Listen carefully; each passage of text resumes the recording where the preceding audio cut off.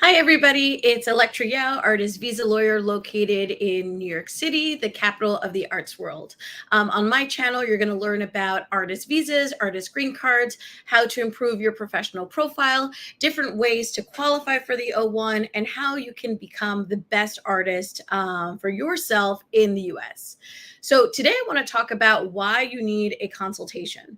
So right now, everybody is graduating, right? It's May, people are graduating, people are coming up on the end of their OPT, people are thinking about coming to the US in the summertime before the start of Q4.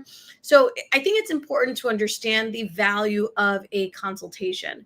A lot of the times people will watch videos and they'll start to learn about the process. With videos and with articles. And that's a really great way to begin your O1 journey or any journey for that matter. It's always great to start to learn before you go and reach out to a professional. But why is a consultation important? A consultation is important because you need to have the insight of an experienced professional, especially when it comes to things like your life, right? This is your life. This is your livelihood. This is something that is you have to depend on this in order to be able to work legally here in the US. So it's very, very important that you work with somebody that is an experienced professional and that you get his or her point of view so that you can make the best decision for yourself. So why is a consultation important? So a consultation, at least in our firm, is important for two reasons. Because number one, you need to have a basic understanding of the criteria. If you do not have a basic understanding of the criteria, there is no way to develop your professional profile because your professional profile needs to follow what the criteria is. So basically, the criteria is the different categories that you need to qualify for the O1. But this is also valid for the EB1A or the E2. You need to have an understanding of these different categories so that you can work towards developing your profile for those specific categories. Otherwise, you're just working in vain, right? It's not about working without direction. You want to work smart, not hard, right? You want to be able to make sure that your efforts are directly related to the law because that in the end is going to affect you in both the O1, but also in your career because all the things that the law is asking is actually what a seasoned, experienced professional should have in his or her career. So the number one reason is you need to have a basic understanding of the law. And a lot of the times I'll start consultations with asking clients, do you have any specific questions? And oftentimes those specific questions relate to the regulatory criteria. Now, when I explain the regulatory criteria, when I'm explaining the different rules or the different categories, I'm doing it in a way that is easy for you to understand. That is why you're hiring a professional. That is why you're choosing to work with a professional because he or she has broken down the law so that you can understand. Don't fight with your lawyer during the consultation because your interpretation is different, right? Your interpretation is the interpretation of somebody that doesn't have the same experience as an attorney or has the same understanding of the law of the trends as the attorney. So number one, you need to have that layman breakdown of what the law is because you need to know how to orient yourself in terms of your career. That is the number one reason why you want to get a consultation with an attorney.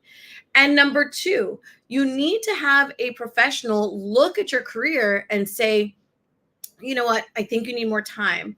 Or, you know what, I suggest that you do this. Or, you know what, this is great. Because even though you know that you want to pursue the O1, you might not have what is necessary to have as close to a successful case as possible. Now, there's no ethical attorney that is going to guarantee an approval. It's just never going to happen, especially if you're working with somebody who very closely follows the rules of ethics, who follows the law, and who follows what her duty is as an attorney. So you're never going to get that attorney who's like, hey, this is a slam dunk case. And I never do it, even though I have some clients that are celebrities that are very strong cases. You really, really need to have somebody look at your profile and say, listen, and I'll give you an example of somebody that has had two consultations with me. Even though she really wants to do the O1, I have told her it is my professional opinion that you need to go and work more. And this is what you need to do. So the first time she consulted with me, I'm like, this is a disaster, right? You need to do X, Y, and Z. And then come back to me and we'll have another conversation. Well, this client or this potential client actually listened to me and then came back. She came back for her second consultation and she had applied everything that I had told her about her professional profile in order to qualify for the O1. She still wasn't there yet. She had done a massive improvement. However, she was not there yet for the O1. Now, the goal is not to just get as many clients as possible. That might be the case for some firms, but I think most clients and most attorneys really want to present strong, successful cases to ensure the best possibility of success. Again, we're talking about a strong possibility of success. We're talking about probability. So you want to increase the probability of your case getting approved, especially for visas like O1s, which are very labor intensive. So O1s have both a technical component and also a substantive component where we're really trying to argue very abstract things such as critical role. Most people, even in real life, don't know what a critical role is or aren't able to define what a critical role is. We have to do that for the O1. We have to figure out what the critical role is that you have in any given organization or production. And that's not an easy thing to do, especially when you're working with multiple different types of professional profiles, right? We're not just working with one type of profile. We work with all different types of artists. Those who are in front of the camera, so more at the forefront or at the front. And then we also work with people behind the scenes. And a lot of the times people behind the scenes have difficulty in understanding like how their role was a leadership role.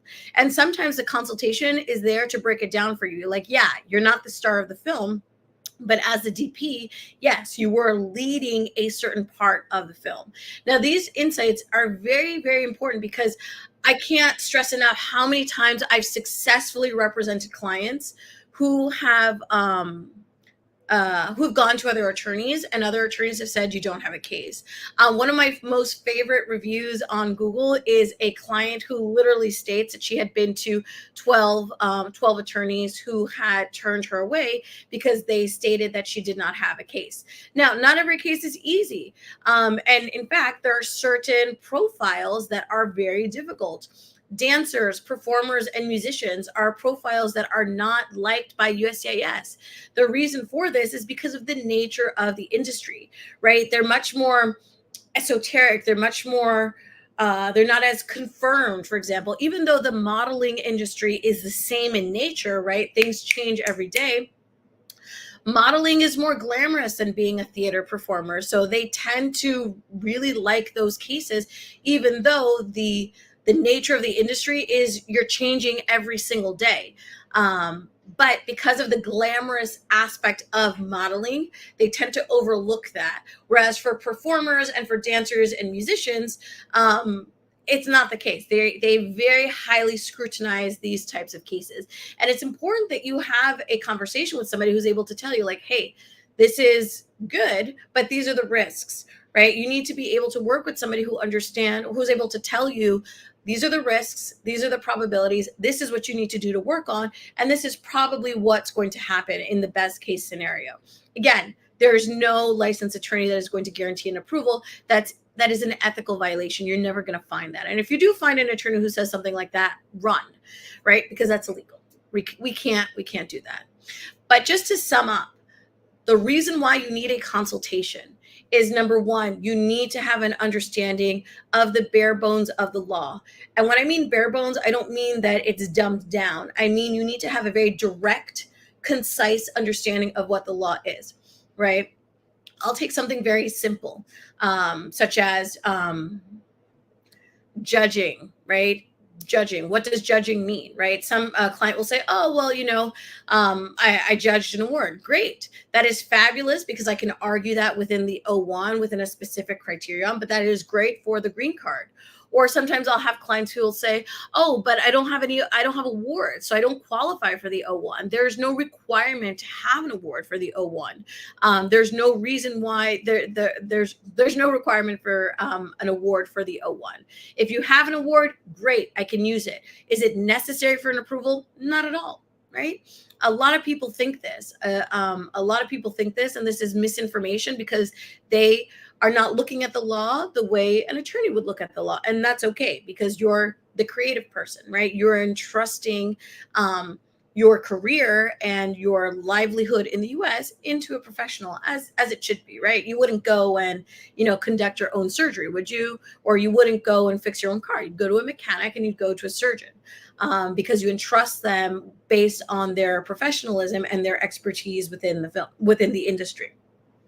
So number one, you need to have a basic understanding of the law, because you need something to work towards. If I'm telling you, like, hey, all this is great, very oftentimes during consultations, I'll say, hey, doing this film is great, or performing in this lead role is great, but what's the finality, right? I mean, if it's just a film, everybody can make films. If I just include it, then that's exactly what it's going to be. It's not going to be anything other than a film that was created. And that in and of itself is not a professional achievement. And you need to hear that, right? I have a client who has a bunch of films with zero professional finality.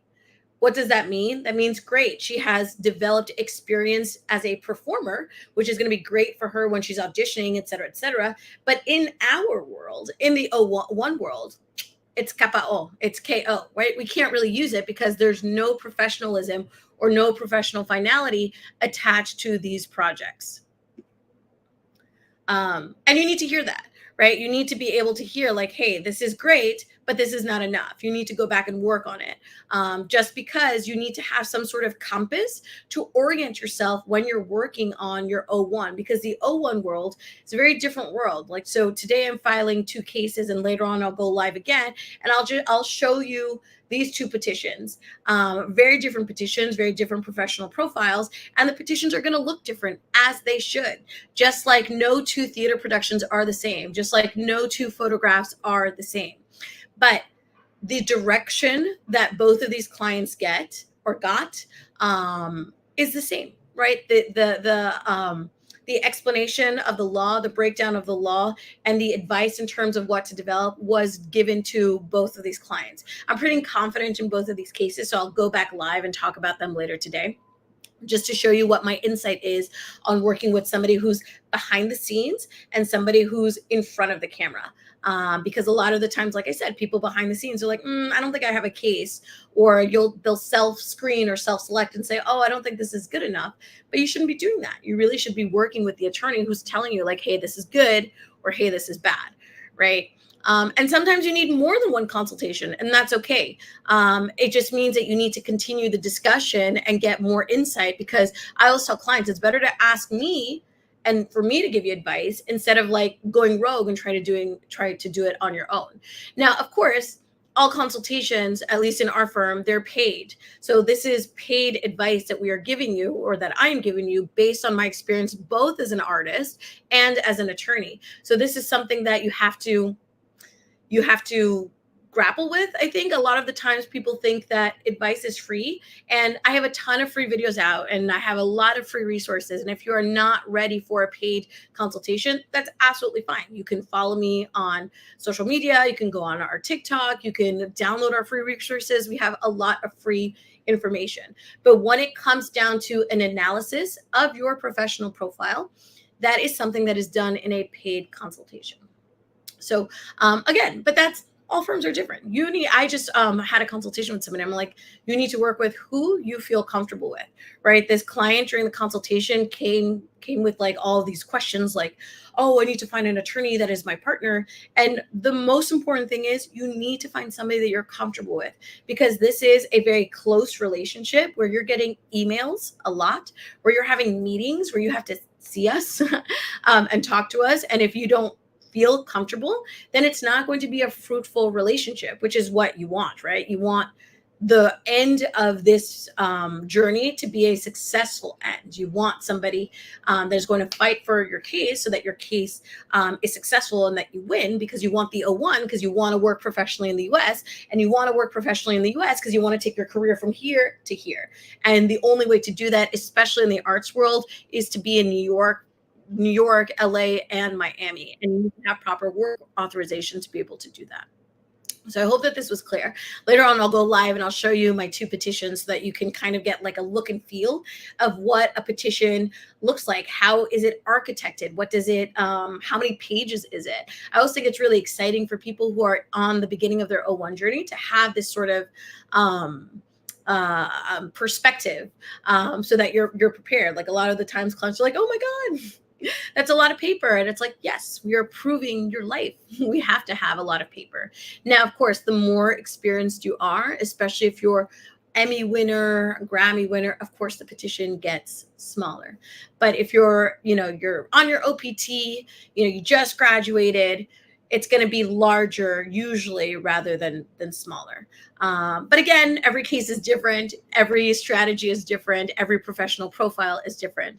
So the most important thing is to be as informed as possible. And information comes in a lot of different forms. Information can come through watching videos like this. Information can come from downloading free resources. Information can come by doing your own research. And information can also come during a paid consultation. And usually during those paid consultations is when you'll get the most specific information to your case, not generalized information, but specific information to your case. So I hope that this was helpful. I'll see you later today, and we will talk about the two petitions that I'm filing today. Nice seeing everybody, and thank you so much for watching, for joining. I will probably add TikTok later today, but thank you guys so much for watching, and I will see you later. Bye-bye.